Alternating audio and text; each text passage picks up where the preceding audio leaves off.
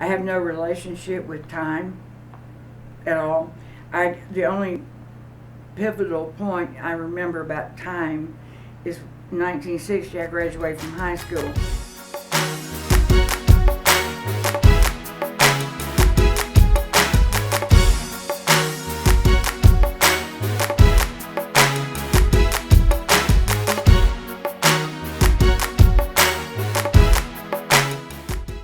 You had a very close relationship with your father. That's the only one, yeah. That's what I had. We got moved around because these two parents of ours couldn't get along. They never got divorced, but they didn't live together. So it was kind of a conflict with us always. And my mother, I didn't like. She was a very brutal woman on me. She beat me all my young life. I didn't like her.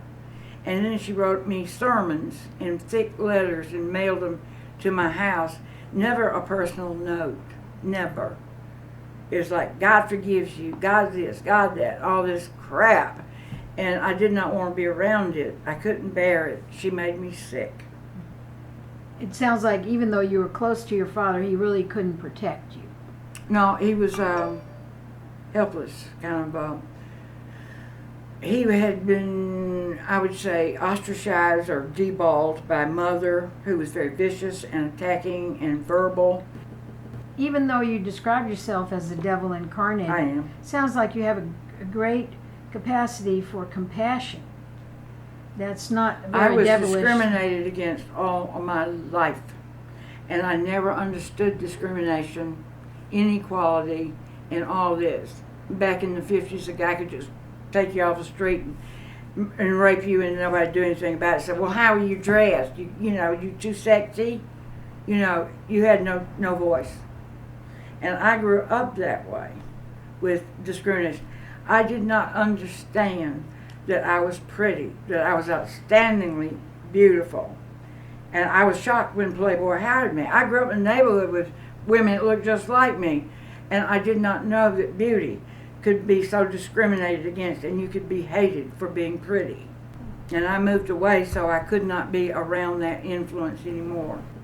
For many years, when I was maturing in Miami, and I was working at Playboy from 61 to 68, and I was a redneck, and I had no intelligence. So I was not trained, I was not knowledgeable of anything. So you were in the Playboy Club in the 60s. Yes, ma'am. Were you affected at all by the women's liberation? Hugely. Because what was going on was a duplicity that should have never happened. We had never heard the word equality for women. We had no clue what was going on. We were told what to do, and we did it at Playboy. It was restrictive. You had the 10 Commandments in the dressing room on the board. You broke the rules, you were gone. You had no voice. You had no salary. You had no insurance.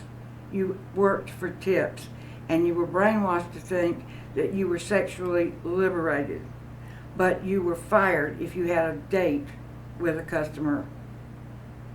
In other words, it was hypocritical from the start. The sexual liberation was to break open a bigger consciousness in his magazine, and the hypocrisy was that the bunnies were supposed to be virginal girls next door, and the image in Playboy was crotch shots with their tits hanging out, and that was insulting. And the customers could not make up a choice. How can you be both things at the same time? And that was my conflict, and I became very passive-aggressive about it. I needed that job to pay my rent out of my own tips. At the same time, I hated the image of being humiliated. Now, I will tell you a true story. I was a senior training bunny. I worked the floor. I did public relations. And I was assigned to go down and open the Ocean Reef Club in Jamaica, in Motown, outside of Montego Bay. And I was told to hire local women and train them into the Playboy image. I had a team with me. I was not doing this alone. And they all knew I was the staff artist. Okay? And so we were changing this old Ocean Reef Club into a Playboy hotel dining resort. Okay. So anyway, I got a call from one of the directors and was told to go up on top of the VIP dining room, which was a separate building. It sat in the middle. It was a round building and it had a big white dome on top. It was huge. And then on the side of the mountain were layered down all the resort rooms and hotels, restaurants, and so on, till you reached the beach at the bottom. You could take an elevator down to the beach. So it sat on the side of a mountain, and they had even built half a special airport strip so we could put the bunny jet down there. Okie dokie. So I got the call from Shelley Caston, or one of the directors, to go up on top of this big VIP dining room and paint the bunny emblem, which was the black-eared bunny rabbit design. And I needed a pattern that I could lay out and then paint in. However, it's tropical. I had on little sand tennis shoes and a bikini, and I roped myself up, and I had a Jamaican guy helping me to bring up the paint and the brushes and the sheets and everything I need. By the time I got up there in that tropical heat, the dome was about 110. My feet, the shoes on my feet were melting. I was in terrible pain, but I knew what he wanted. So I quickly painted this big, huge black bunny emblem, and the eye of the thing was about 6 feet in diameter, the bunny eye, which was white. So I took the last of my black paint, and I put "fuck you" and a big exclamation point in there. Okie dokie. Well, for the grand opening, he brings down the bunny jet. It's full of all the Chicago bunnies, and they're going to come help us with opening night. And so got a call in my room about 5 or in the afternoons, and it's Shelley Caston again. And he said, "I have said for you to go back up there on top of that dining room. You're not finished yet." And I did not know that Hef had also brought ABC News, NBC News with video cameras, and they took a picture of my bunny rabbit saying "fuck you." I got away with things like this because, as I said, I'm passive aggressive. He knew that, but I always entertained the hell out of this guy. He thought I was the funniest person on the planet. I opened Playboy here in Atlanta at the Dinkler Towers. That was my job, to come here. And the only reason I got that particular assignment was because I spoke Southern. Hef only showed up for a few hours at one of these openings. And so what was going on is we were in full bunny costume, with our ears and our cottontails. And we go to the Atlanta airport dressed like this. And we walk down, back then you could go right to the gate, and here comes the bunny jet again. And Hefner, and what happens is all the bunnies get in a line, and the red carpet's laid out, and he runs down with his pipe, and we shoot this scene. Well, it was real cold in there in the air conditioning waiting for the jet to land. And so I got the Playboy flag, which I'm supposed to be carrying, and I wrapped myself up in it. And the photographer caught me in this condition and took a picture of me, and I got scolded again for screwing up. I was having a ball. Miami is a 24-hour party town, but I wanted an education. So I went to University of Miami Fine Arts. I was going to become a female Michelangelo. Okay, so right next to the Fine Arts buildings is the medical buildings, and my best buddy on campus, he was pre-med. So he would dress me up in the scrubs and put a mask and sneak me into the medical department so I could cut up cadavers and learn how everything works in the body. Now for the next female Michelangelo, that's perfect, right? This is 1962, and it was funny and it was outrageous what I was doing, and I liked living that way. I didn't know what was coming next. I was young and I felt great. And so that's what I was doing while I was still working lunches at Playboy. but he never fired me for any reason.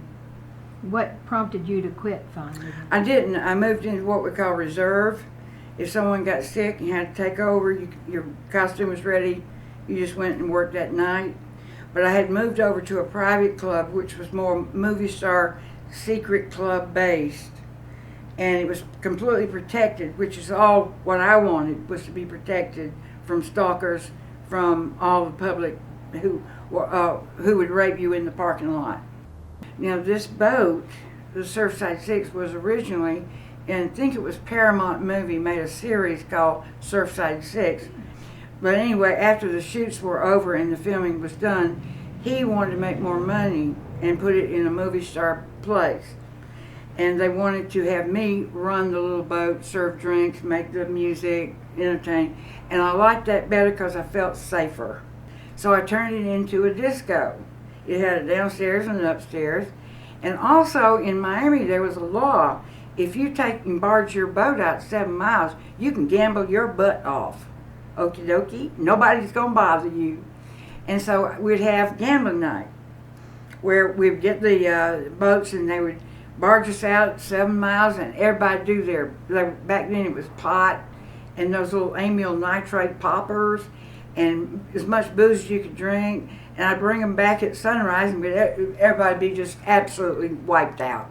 You know, all these upstairs and downstairs people. Plenty of food if you wanted it. But we'd have all kinds of football stars, movie stars, you know, all of them. Whoever the movie stars were. And so that was the gang I hang with and worked with. And they trusted me. And whatever I told them, it was okay. They knew that I was protecting them.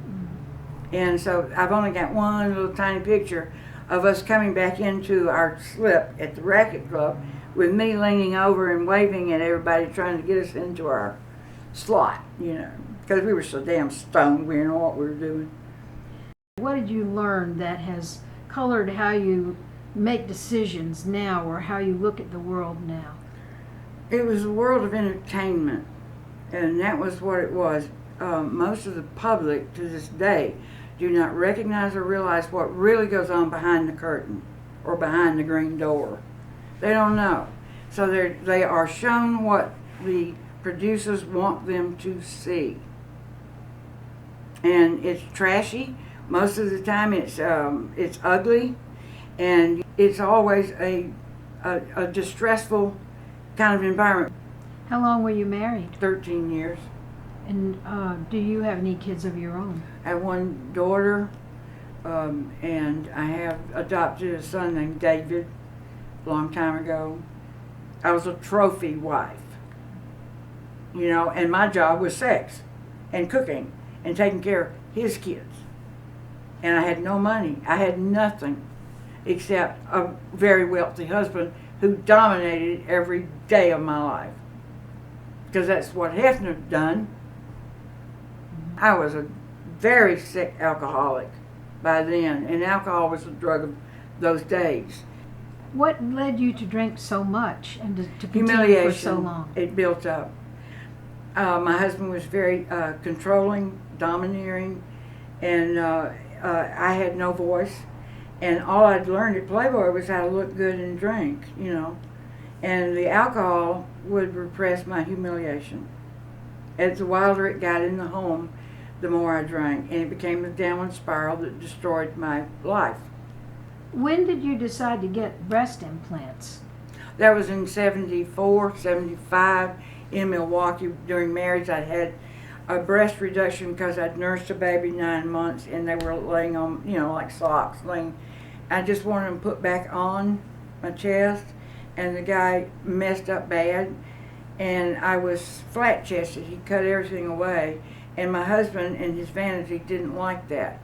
And this was about the time Dial came out with their first batch of bad silicone implants. The bag was silicone, and the solution it was deadly.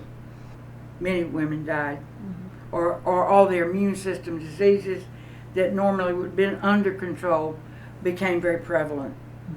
And they died from those diseases. MS, TB, whatever you're carrying, cancer, it doesn't matter. Once your immune system is destroyed, you're shot. And that was basically what happened to me. And I was such a good, avid athlete at that time, 35 years of playing on a tennis game, that I had enough strength to stay alive. Yeah. What made you leave that marriage? I was scared to death. He was already planning to have me murdered. He didn't want to part with his money, big wealth, and I knew I'd die, and he would be the reason. And it was clear as it could be, and I couldn't take any more. And I cheated on him, and he used that for adultery and got a divorce and gave me $3,500, which the lawyer took. And I lived on a small child support, so it was just completely, you're done, you're gone. Mm-hmm. And that humiliation was the hardest of all. And I stayed drunk for another 7 years.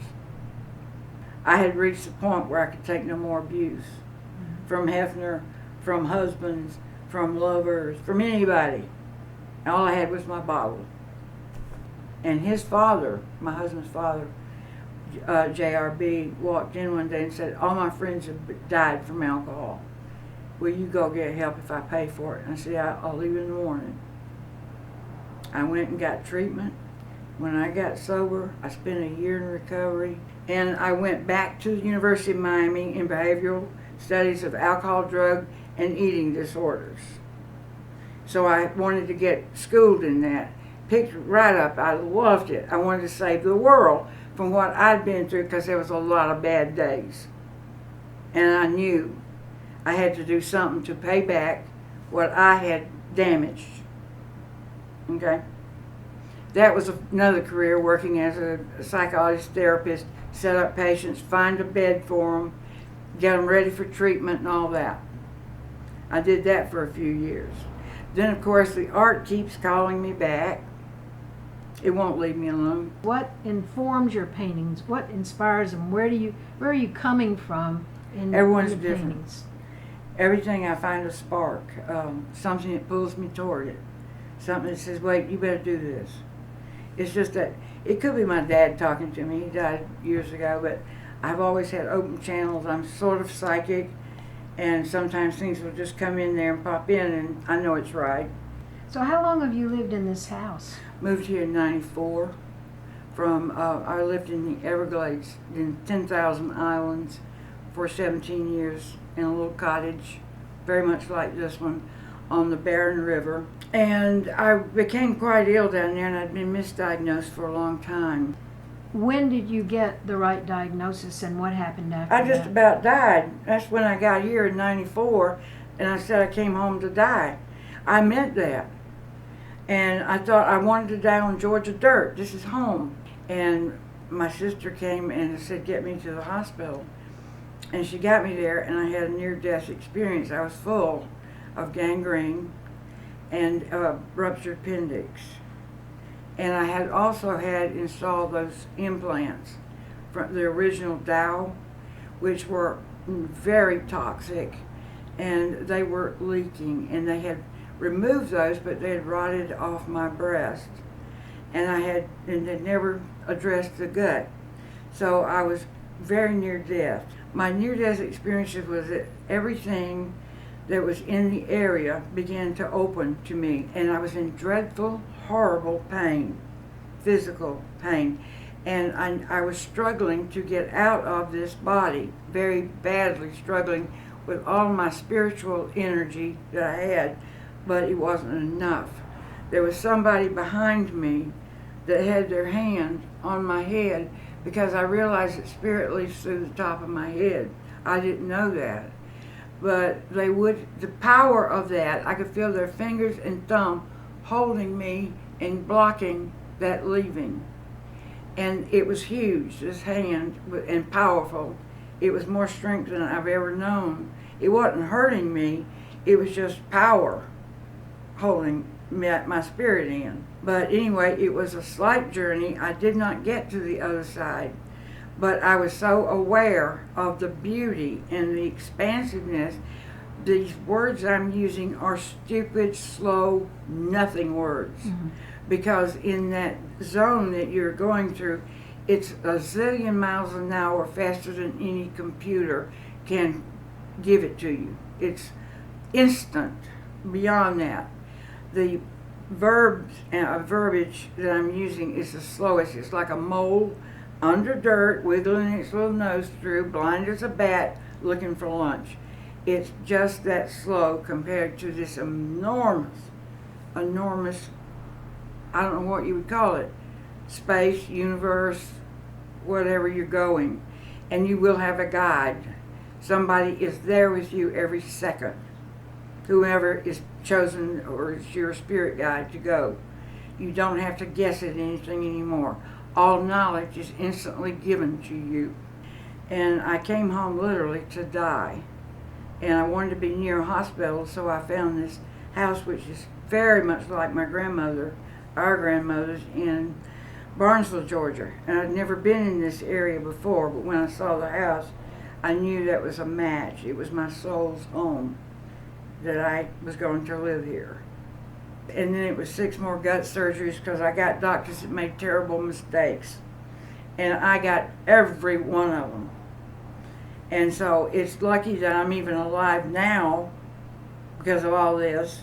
Well, that's where I'm kind of heading the same thing. I've got the smoking, lung cancer. Also, we have heart disease. And I think that mine will be either a stroke or a heart attack, and the inability to breathe, of course.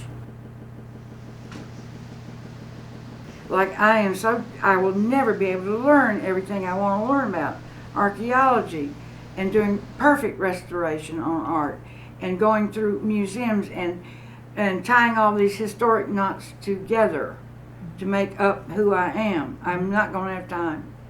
How did you come to make the decision not to get treated, considering there's so much you still want to do? Simple. It's been 20 years of severe suffering.